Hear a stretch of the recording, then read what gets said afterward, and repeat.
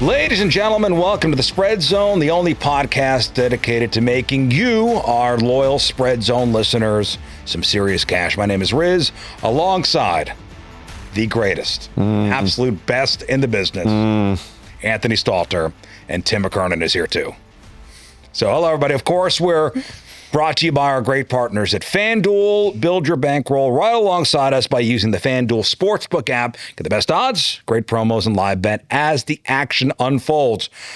All right, so we got no college football to talk about this week. I mean, there's one game, what, Army-Navy? Yep.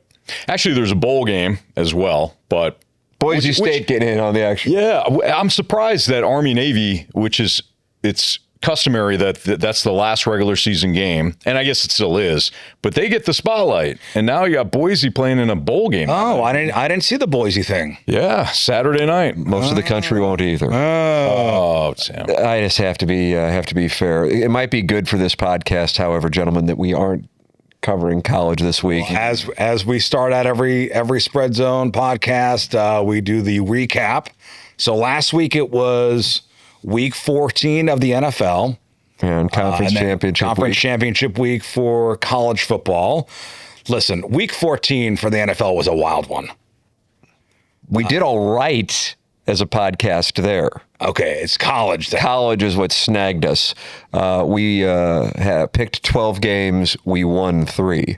I was responsible for 0 of those 3. Of college? Yeah. Well, I know I had. And I'm the college football guy, too. I had Ohio State. That didn't pay off. I had the over. That looked good. That didn't hit. But, Anthony, you were on Texas Tech, where I thought that the conferences would take care of the teams that they needed to get in. Mm-hmm. So if anything, it restores my feeling of integrity for the competition that BYU didn't get any favors. If anything, the calls may have gone against them. Virginia didn't get any favors against Duke. And then also Alabama didn't get any favors against Georgia. Riz, you were on Georgia for your lock, and so you hit with your lock, and you are now 8-7 on your locks. I am 9-5. Did I take the over on you that? Took Georgia -2.5 against Roll Tide. Right. I took BYU thinking the Big 12 would take care of them. Maybe they tried to, and it didn't matter. Texas Tech is that good, so I didn't hit there. And Anthony, you were on the Ohio State, Indiana over of 47.5. No shot. And that was sweat-free. So here are... Sweat-free. You're right. I didn't have to worry about it. I didn't have to worry about it coming down to the wire. I didn't either on almost all of my picks. And for the second time in podcast history, by the way, we all were on one game. And all lost. And all lost. That was Virginia against... And correct me if I'm wrong, Virginia's got your boys, right, in the bowl game? Yes, they got the Fighting Tigers. I don't think Tim has called a correct side in a Mizzou game all year, and I don't think we collectively are very good with the Virginia games. Or follow. Because we lost on Virginia-Louisville, and we lost on Virginia and Duke. Yeah. The records are as follows. Anthony, you're above 500. 56-54, 51% against the spread. 6-8 on your locks, 43%. I am 50-56 now after a 2-5 week last week and a 1-6 week the week before. You boys both went 3-4 last week for the record. I lost my lock. I'm 9-5 on locks, 47% overall against the spread.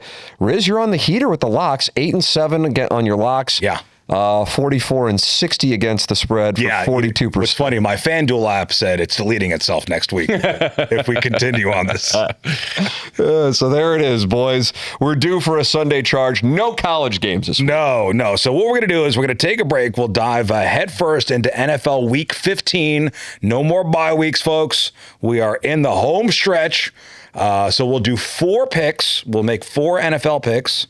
And then we'll take a break, and then we'll do our FanDuel locks of the week. How about we do 2 on the next side, and then we'll take a break, final 2, and then our lock. Let's do it that way. That works. Let's do it. It is a Spread Zone presented by FanDuel. We're back on the Spread Zone. Time to make some money, hopefully, on the NFL slate. Week 15 on deck. All right, who's going to kick us off with their picks? I feel good about this one out of the gate. I'm in a dark place. I want to lead us out of the abyss. There is a trend over the years that leads me to this first play, gentlemen, and that is offense in the second half of the season superseding defensive play on Thursday night football games. Last week, I think we were both on the Cowboys and Lions over. I had the Lions. You had the Lions. I had the over. We cashed. We both hit there. For whatever reason, early in the season, Thursday night games tend to go under. A lot of defense. Later in the season, perhaps for lack of amount of preparation in the times between Sunday and Thursday. Injuries banged up. And then the offenses have caught up with the defenses. The games are high scoring. Even though I'm asking the Falcons offense to participate or the Buccaneers just to score 45 on their own. Sure. I am going to take the Buccaneers and Falcons over a 44.5 for that reason, and I'd like to think we're going to get home sweat-free to lay a foundation for your weekend. Early on this Thursday night game. Over 44.5. All right, Anthony? I don't understand why odds makers have not adjusted. It took me a long time as well, but give me the Chargers plus 4.5 against the Chiefs. I mean, Kansas City continues to prove week in and week out that they are merely average this year. They're an average team with a great head coach and a future Hall of Fame quarterback. But the Chargers' gritty win on Monday against the Eagles, forced 4 turnovers. I mean, they really probably shouldn't have won that game. But both teams are incredibly banged up along the offensive lines. Chargers already beat the Chiefs earlier this year. You're giving me 4.5 with the Kansas City team that I can't remember the last time they covered. So give me the Chargers plus 4.5. All right, Tim, I'm on the same game as you. I'm looking to get started early too. So Thursday night football, I'm taking Tampa minus 4.5 against the terrible Atlanta Falcons. The Falcons are falling apart. I mean, reports saying the coaching staff, they've lost the locker room. Kirk Cousins ranks 40th in EPA plus completion percentage over expected out of qualified quarterbacks, if that makes any sense to you. 40, and there's 32 teams. Right. Nice. There we go. The Bucs are at home on a short week and desperate. They were embarrassed last week. Desperate for a win. I think they handle a Falcons team that has already packed it in. Give me the Tampa Bay Buccaneers minus 4.5 Thursday night football. Tim, second pick. I am going to go on another over here. When I go overs, I try to avoid outdoor games in the north that could be problematic with the weather. And so, Texans and Cardinals, we've got an indoor game there. I will go with the Texans and Cardinals over 42.5. The Cardinals have a dreadful defense. I realize the Texans have a legit defense, but I think that you will have no issue going over 42.5. I realize Marvin Harrison Jr.'s health is in question with his heel, but then they have no problem going to Michael Wilson to pick up the pace there. Texans, Cardinals over 42.5, as I think the Texans will pick apart one of the worst defenses in the league. Yeah, Michael Wilson's been a stud this season. They still got Trey McBride as well. So even with the good Texans defense, you're still taking the over. Yeah, and here's my reasoning. Game script-wise, I think the Texans will jump out to an early lead with no problem because the Cardinal defense is so bad. So I would imagine you're talking about a 10 to 14-point deficit in the first half. That's my logic. So from a game script standpoint, the one thing that the Cardinals can do is throw the football because of whether it be Harrison or Wilson and Trey McBride. And what that does is it lengthens the game as far as the number of plays because of the pass game being the form that the Cardinals will have to tend to early because I think the Texans will score right away. The game script lends itself to a higher scoring game. They got a bad special teams unit, too. When they went to Seattle a couple of weeks ago, they gave up I think they gave up a kickoff return for a touchdown, and then the following week, San Francisco opened up the game with a kick return. So you might get some points there. Atlanta also the awful special teams squad. So going back to that Thursday night play, you get a special teams or defensive touchdown. Usually the over cashes. Riz, I'm going to go with the Patriots plus 1.5 at home against the Buffalo Bills. Another situation where we've already seen the Patriots handle business against Buffalo in Buffalo earlier this year on a Sunday night. I know that everybody is fired up about the Bills win last week, but if you go back to it, they fumbled at the goal line. Joe Burrow had one of the worst interceptions of the season to turn that game around. I thought the Bengals, for the most part, moved the ball up and down the field against Buffalo. I haven't come away with impressed with Buffalo. I didn't either. I'm on the same game. Are you? Oh, is that right? Same game. And you're on the Patriots? I'm on the Patriots plus 1.5. And I'll tell you why. So Pat's coming off a bye. So giving Vrabel 2 weeks to prepare for Josh Allen. Meanwhile, the Bills, yeah, they won, but they looked shaky. Mm-hmm. And they allowed a ton of first downs against Cincy last week. So New England's won 10 straight games, playing at home, getting points feels like a gift. So give me the Patriots plus 1.5. It goes back to a podcast that we did a couple of weeks ago too. I think Riz, you were kind of feeling out what Tim and I's thoughts were on the Bills. If Josh Allen's not Superman, they don't win. Right. And he was Superman last year. He was Superman last week. He was unbelievable. Dude, some of those throws, him and Joe Burrow were amazing. Yep. In the snow. That was a great game to watch. It was fun. It speaks to the issues they have on the other side of the football. So what are the odds makers looking at here, given New England 1.5? It is a game that stands out to me as being scary from a wagering standpoint because it is so strange. If you were asking me and I hadn't seen the line, Patriots, Bills, Patriots doing what they're doing, Bills having the issues that they're having, I would put the Patriots like -3 to 3.5. That would be what I would state the line blindly. So when you're talking about a 4 to 5% quote correction, as I'm looking at the lines, I thought I was wrong. But hey, okay, 1.5. Let's play it out though, since we're doing this. They open up Buffalo plus 3.5. So it's dropped. Let's say the Bills are plus 3.5, right? They open that way, just like you're suggesting. What are you doing?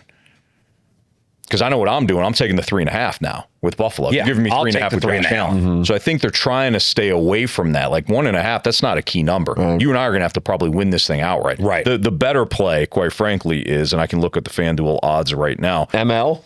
Money line. Go with the money line. You're getting, it's even money right now. I don't know what the value is. Like there are mathematicians that figure out like -110, -105, -115 versus like where the money line sits. I don't know if you're getting a ton of value at plus 100. You might as well just take the 1.5 and put it in your back pocket. But it may be by kickoff, and maybe the odds swing the other way, or is even money at that, or even points at that point. So what are the chances you and I are cashing with a 1-point Bills win? Right.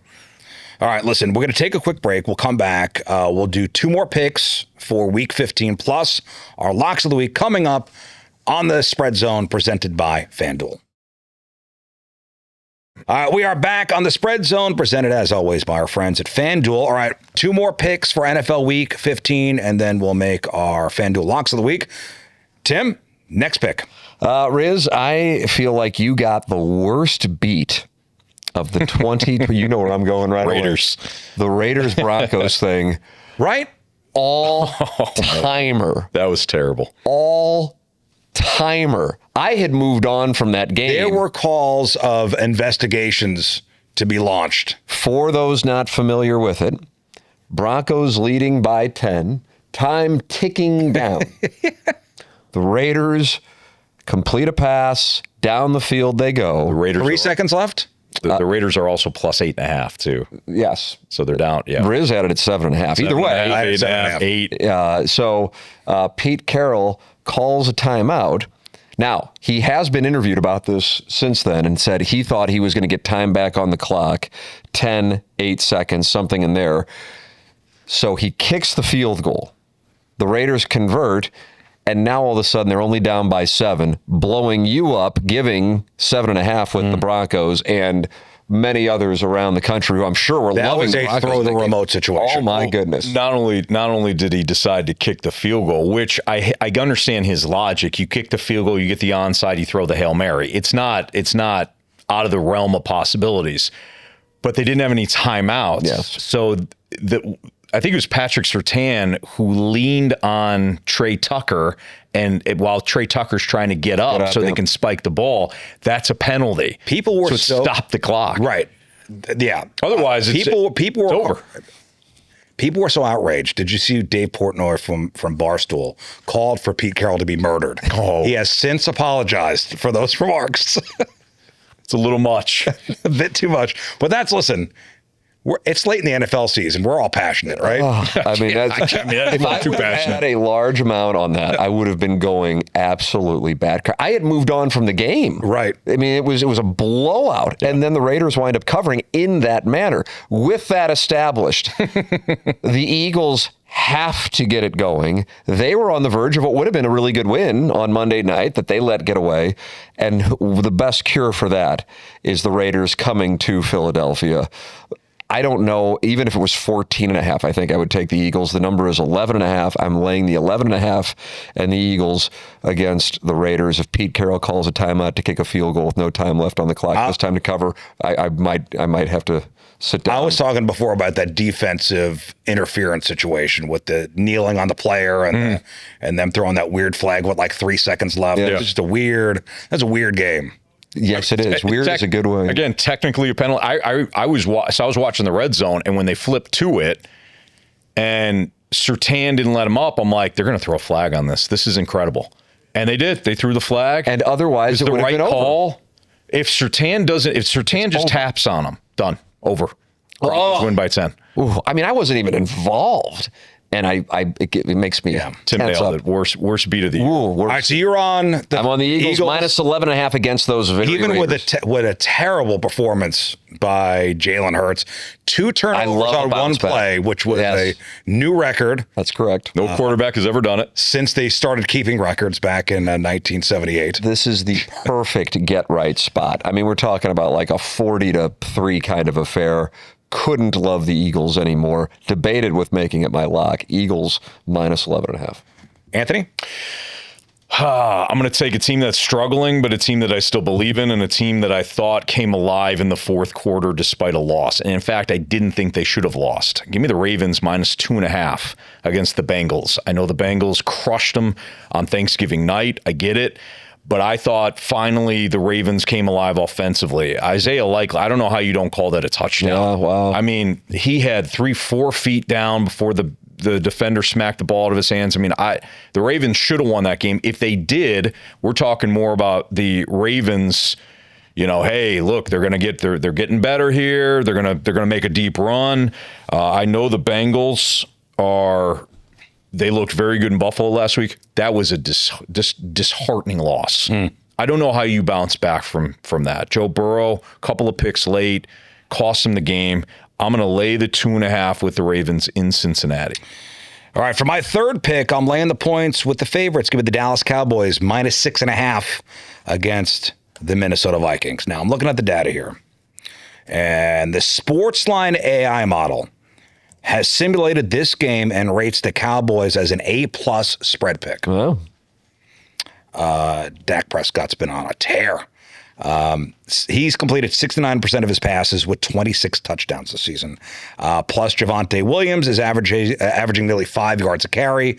I think Dallas wins this by double digits, comfortably covering the 6.5. My guy, Justin Jefferson. What has happened? Poor guy. Oh, my goodness. 2 catches, 11 yards, I think it was last week. Wow. I mean, he has been rendered useless by the quarterback situation in Minnesota. Yeah. Even with J.J. McCarthy playing pretty well last week. His best game. Justin Jefferson, nothing.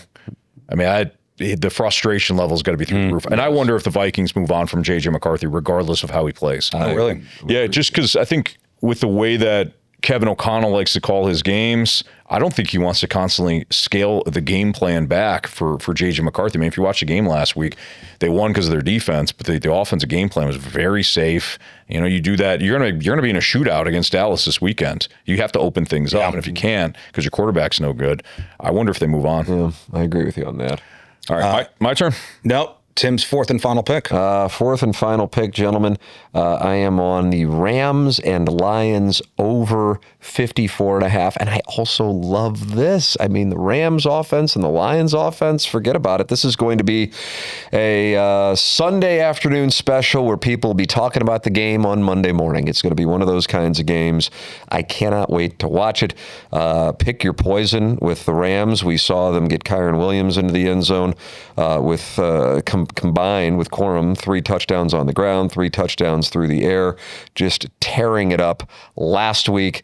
And the Lions are coming off their big point performance on Thursday Night Football against the Cowboys. I don't think these defenses can stop each other. Rams, Lions over 54.5. I would even look at it at 64.5. I love the number. Rams, Lions over 54.5. All right. I'm going to take the Packers minus 2.5. They're in Denver, and I think a lot of people are going to look at that line and be like, why is Denver catching points at home, right, as a home dog? Maybe, Riz, you're on this, or Tim, you're on this a little bit later. But for me, let's go back to that Broncos-Raiders game, shall we? Why is that even a game? Yeah.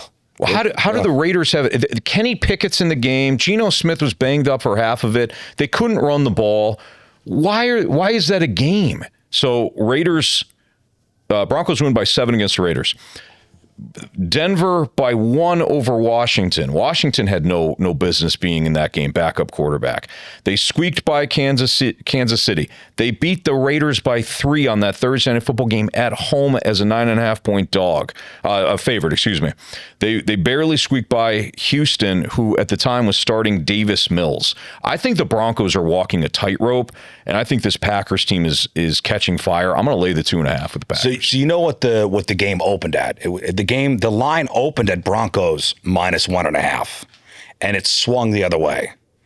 I'm on the Broncos plus 2.5. Wow, nice read on your part. You picked up a read. I saw Riz. He had a twinkle in his eye, but I'm fading the public perception a little bit here. So you're minus 1.5. Is that what you're saying? No, give me the Broncos plus 2.5. Yeah, because the line opened at Broncos minus 1.5, and it swung the other way. Like that. Interesting. The sharp money moved it. And I don't see the Packers being road favorites in the thin air of Denver against the Broncos defense that is due for some regression. I don't know. I think it's going to be a tough game for the for the Packers in Denver. So I will take the points in a game that should be closer to a pick 'em. Fair. All right, that's my fourth and final pick. All right, gentlemen. Time for our FanDuel locks of the week, the pick we feel the most confident in to make you some money this weekend. Tim, lock it. I think there is a chance that I am not the only person on this.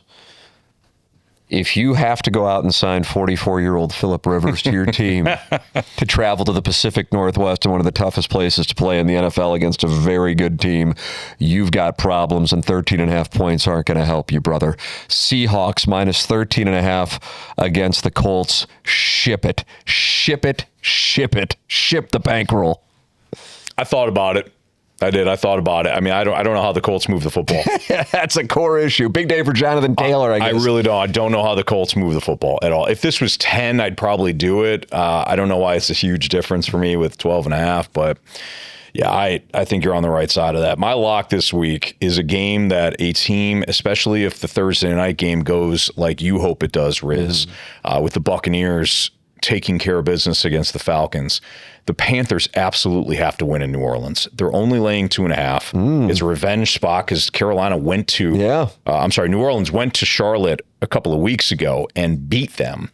The Panthers are, I don't know if maybe there's some hyperbole here, but I think they're the significantly better team, despite what Tyler Shook and the Saints did last week in Tampa. 2.5 is nothing. You get me under the field goal. I think the Panthers win this one, and it's a divisional game, so I don't think it's going to be a runaway. I don't think it's sweat-free, but I love Carolina only laying 2.5 in a spot where, again, they're going to need to win to keep pace with the Bucs in the NFC South.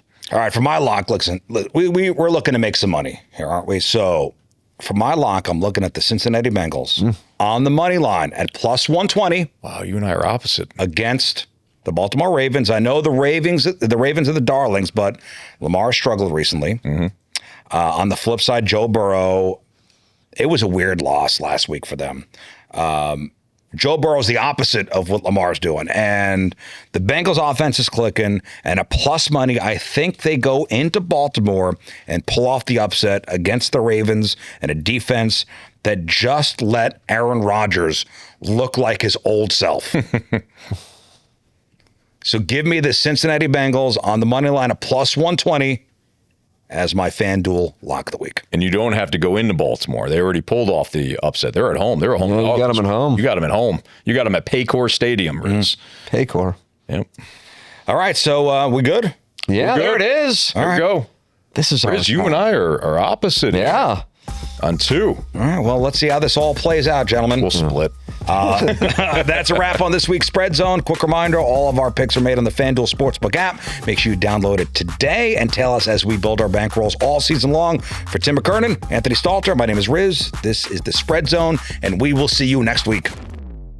We provide information about sports betting for entertainment purposes only. Please confirm gambling regulations in your state of residence. To participate in sports gaming, you must be 21 years of age or older and be physically present in a state where sports betting is legal. If you or someone you know has a sports betting or gambling problem, please call 1-800-GAMBLER or visit www.ncpgambling.org for more information and further assistance.